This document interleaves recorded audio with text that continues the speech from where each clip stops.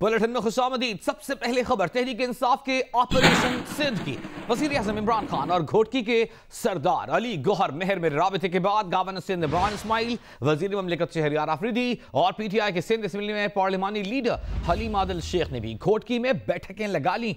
16 बयां वफाकी वज़ीर इत्तलात फवाद चौधरी भी कल कराची पहुंच रहे हैं। क्या पीपल्स पार्टी की सिंध हुकूमत जाएगी या ठहर जाएगी, यह आने वाला वक्त बताएगा। नंबर गेम की बात करें तो सिंध असम्बली में पीपल्स पार्टी के 99, MKM तहरीक इंसाफ और GDA की कुल मिलाकर 64 नशिस्तें हैं।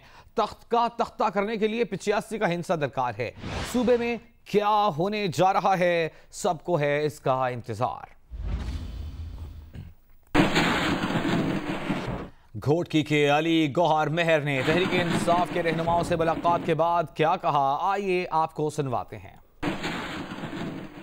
लड़ाई झगड़े इश्यूज पे है, वैसे तो ज़ाती ताल्लुकात बहुत अच्छे हैं और हम काफ़ी उम्मीद कर सकते हैं काफ़ी दोस्तों में, क्योंकि हमारा ताल्लुक सबके साथ बहुत अच्छा रहा है और ये अभी कबल इस वक्त है कोई इस किस्म की बात करना, लेकिन उम्मीद है कि इंशाअल्लाह कोई बेहतरी होगी। इस पर बातचीत चल रही है और हर कोई ये चाहेगा कि हमें इस चीज़ का मौका मिले ताकि चीज़ें बेहतर से बेहतर हों।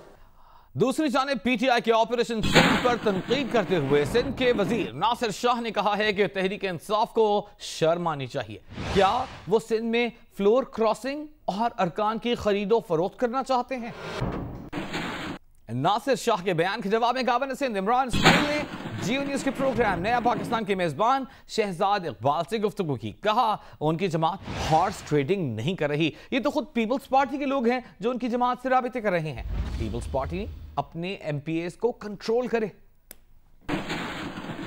इसी दौरान chairman Peoples Party Bilawal Bhutto Zardari का जोरदार बयान सामने आया है। उन्होंने वजीर आज़म इमरान खान के बयान का जवाब देते हुए कहा कि जी हां, सिंध से चीखें आ रही हैं, सबसे ज्यादा गैस पैदा करने वाले सिंध को गैस नहीं दी जा रही। सिंध से चीखें आ रही हैं कि सिंध को पानी नहीं दिया जा रहा। सिंध से चीखें आ रही हैं कि सिंध की ज़राअत और सनतें तबाह हो रही हैं। पूरे पाकिस्तान से चीखें आ रही हैं कि बिजली महंगी, गैस महंगी, पेट्रोल महंगा है, गरीब के सर पर न छत है, न पेट पर रोटी, न तन पे कपड़ा है। ये चीखें अब धाड़ में बदल रही हैं और ये धाड़ आपकी हुकूमत गिरा देगी।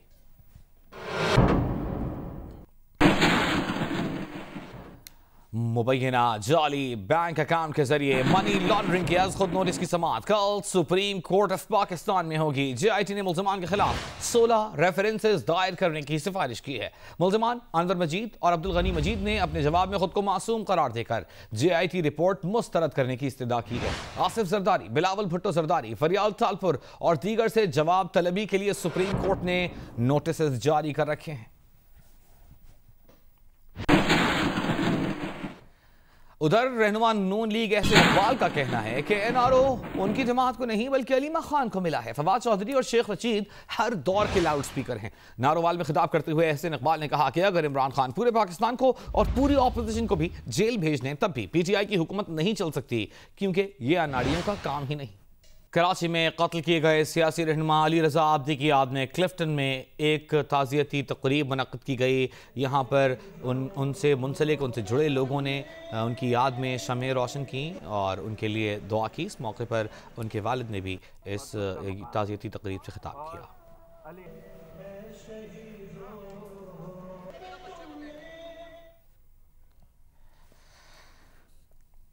बुलेटिन में आगे बढ़ेंगे। जियो न्यूज़ के प्रोग्राम जरगा में गुफ्तगू करते हुए वज़ीर इत्तलात फवाद चौधरी ने कहा है कि ना 18वीं तरमीम को छेड़ा जाएगा, ना ही सिंध में गवर्नर राज लगेगा। बदले में सिंध हुकूमत सिर्फ ये करे कि आसिफ जरदारी के केस में शफाफ तहकीकात होने दे।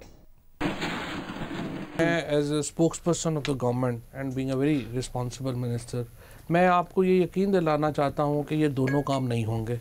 अब मैं आप दोनों से ये तवक्कुह करता हूँ को कोई नहीं, यानी फैसल वाडा साहब ने जो स्टेटमेंट दी वो गलत है। शेख रशीद साहब ने जो दी वो गलत है। अली जैदी साहब ने जो दी वो गलत है। यानी कि 3 वफाकी वज़रा आप कह रहे हैं, आप उनको रिप्रिमांड करें। मुस्तफा, इनकी काबीना में जमहूरियत है, एक कुछ कहते हैं, दूसरा कुछ, लेकिन स्पोक्समैन नहीं है। इनकी बात सुनिए, मैं आपसे कह रहा हूँ ये दोनों काम नहीं होंगे। ना ही सिंध में गवर्नर रूल लगेगा, ना ही 18वीं तरमीम जो है पीछे जाएगी।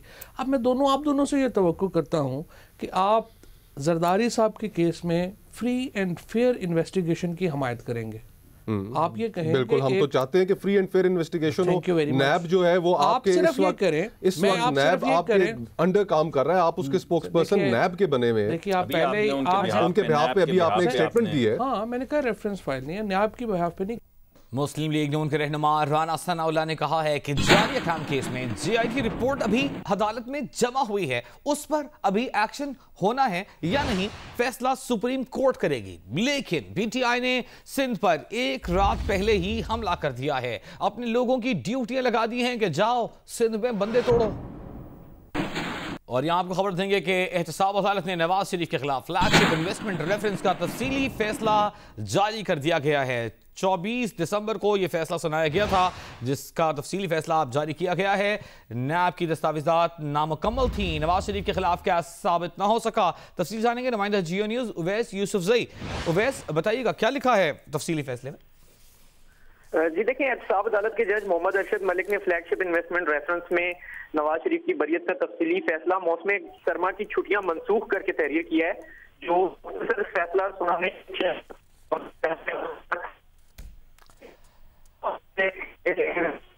उवैस, मादरत चाहते हैं, हम आपकी आवाज़ हमें सही तौर पर सुनाई नहीं दे रही। एहतसाब अदालत ने फ्लैगशिप इन्वेस्टमेंट रेफरेंस का तफसीली फैसला जारी कर दिया है। फैसले के मुताबिक नवाज शरीफ के खिलाफ फ्लैगशिप रेफरेंस में केस साबित नहीं हुआ। नैब की तरफ से पेश की गई दस्तावेजात भी नामुकम्मल हैं। नैब और नवाज शरीफ के वकला कल तफसीली फैसले की मुसद्दक़ा नक़ूल हासिल कर सकेंगे।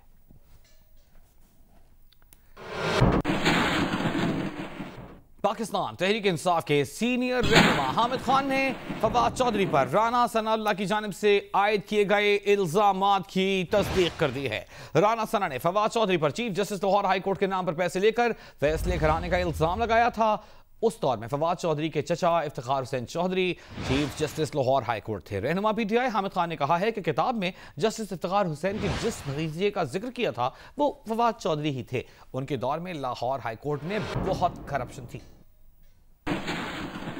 जेलम का डब्बू जो है वो यानी पैदाइशी टाउट है। वो अभी वकालत शुरू करके ये आया ही था। चचा जो थे वो हाई कोर्ट के जज थे। अपनी अमली जिंदगी का आगाज ही एक टाउट बन के किया। वहां से टाउटी इन्होंने पूरे पंजाब में ये टाउटी करते रहे। फैसलाबाद में लोग ऐसे हैं कि जिनसे जो है वो इस टाउट ने जो है वो पैसे लिए और उनके बाद में केसेस जो है उनके फैसले करवाए। इसी ये मैं नहीं कह रहा।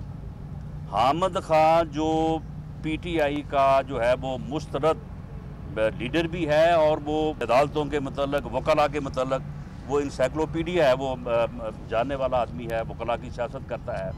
उसकी किताब को आप पढ़ लें, उसमें बाकायदा दर्ज है। लाहौर हाई कोर्ट की तारीख के हवाले से इफ्तिखार हुसैन चौधरी साहब जो कि सन 2002 से 2007 तक चीफ जस्टिस रहे हैं, उनके दौर के बारे में तारीखी हवाले से लिखा है कि उस दौर में बड़ी बदनवानियां हुई हैं लाहौर हाई कोर्ट में। राना सनाउल्लाह साहब ने भी उनको फवाद चौधरी के साथ नती कर दिया है। क्या वो सही कह रहे हैं कि फवाद चौधरी का ही जिक्र हुआ है? मैंने उनके भतीजे का जिक्र किया, नाम नहीं लिया, लेकिन बात यही है क्योंकि यही शख्स था जो कि जिसका मैं नाम से जिक्र लेना मुनासिब नहीं समझा, लेकिन जिक्र इसी का है। एफबीआर ने सप्लीमेंट्री बिल की तैयारी का खाका तैयार कर लिया है। जनवरी के वस्त में 155 अरब रुपए के मजीद टैक्स आयद करने की तैयारी कर ली गई है। जनवरी में 155 अरब रुपए के मजीद टैक्स आयद करने की तैयारी। एफबीआर ने ज़िमनी बिल का खाका तैयार कर लिया।